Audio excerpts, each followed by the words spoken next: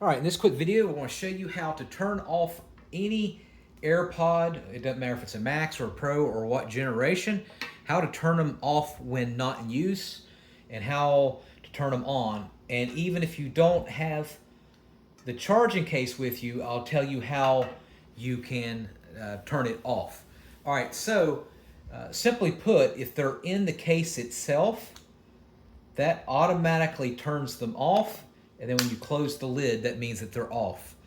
But you might say, well, what happens if you don't have the case? Well, if you remove it, and as soon as you remove it out, now you're starting to activate the AirPods.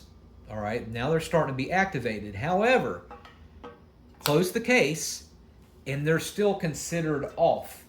And the reason is because AirPods have a sensor that as soon as you put them in the ear, this sensor will automatically put into your ear, will automatically turn them on.